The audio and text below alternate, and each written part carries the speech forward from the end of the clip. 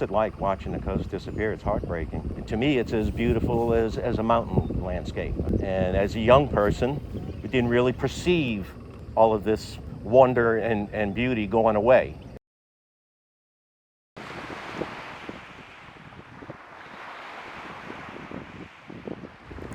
Learning more about the harm we do to the environment, especially when you're so connected to, is never easy.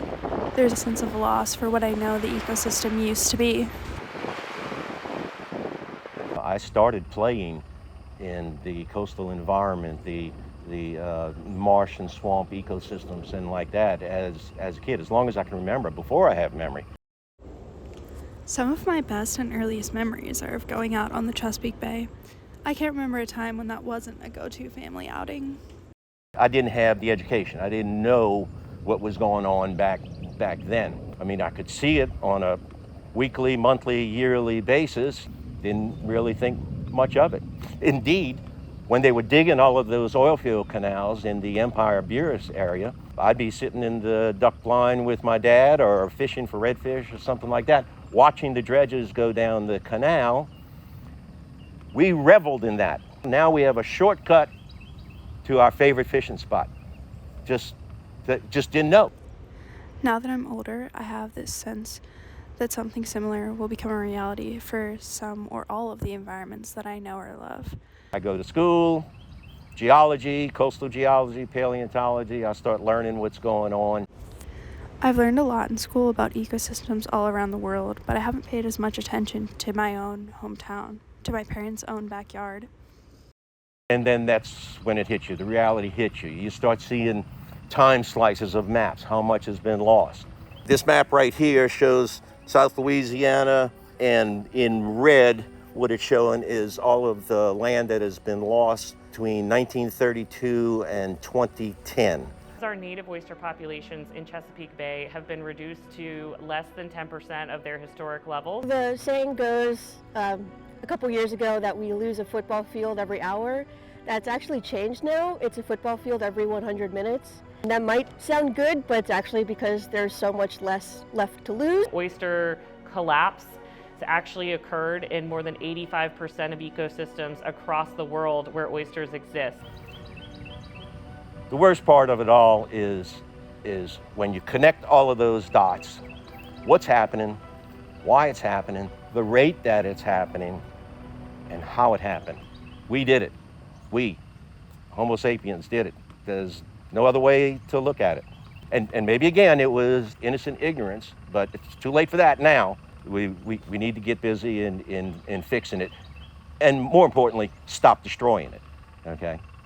We need to reintroduce the river and the sediment and the nutrients and water into these systems. We need to build living reefs like we're doing here at CRCL.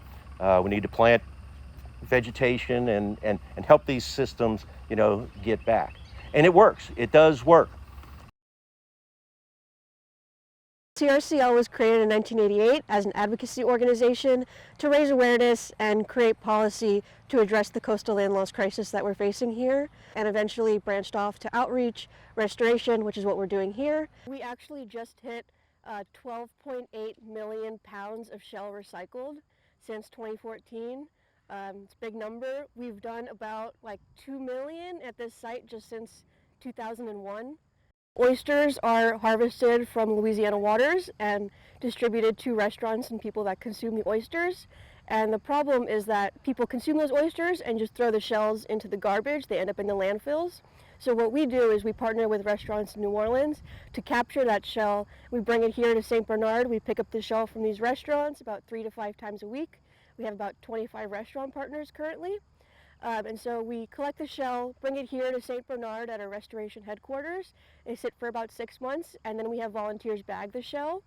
And then that bagged shell becomes little bricks, and then all that bagged shell is transported down to our reef site, and we use all those bags to construct reefs. In the Gulf of Mexico, recruitment is so abundant, so we put the shell out, and the oysters just come and settle.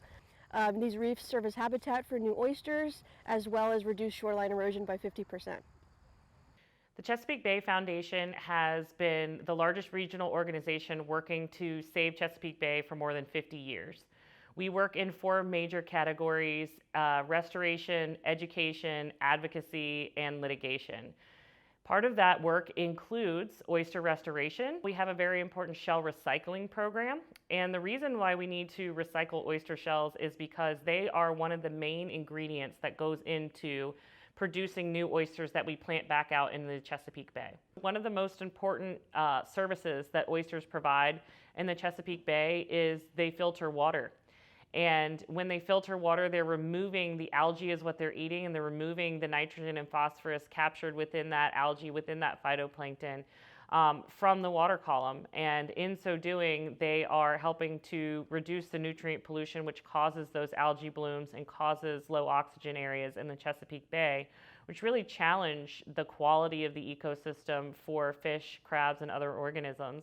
A healthy adult oyster can filter up to 50 gallons of water per day, which is one of the highest volumes of many of the filter feeders that we have in the Chesapeake Bay region. So it's really a filtering powerhouse when it comes to cleaning our water and making the quality and clarity better. Oyster shells are recycled from restaurants, individuals, from bull roasts and other events. Anywhere where people are enjoying oysters, we try to make an opportunity to collect those oyster shells and take them back into the restoration system. At CBF, we recycle over 2,000 bushels of oyster shell every single year, and every one of those shells will be home to at least 10 additional new oysters. So we produce on the order of 10 to 35 million oysters per year. And the reason why we do this is because we're trying to build back the numbers of oysters in the bay, but also rebuild the important oyster reef habitat that they provide. There have been a lot of efforts at the state and federal and local level to try and recover oyster populations in this region. Since about 2011, there have been these large-scale restoration efforts ongoing in 10 rivers in the Chesapeake Bay that have shown tremendous progress and promise in terms of oyster recovery. For example, in Harris Creek, more than 350 acres of oyster reef habitat was restored there. It's arguably the largest oyster restoration project in the world, and since then, other rivers under the 10 Tributaries Initiative have gone even larger. It does work, but we need the political will, we need the heart, we need the money, and I think we can turn it around.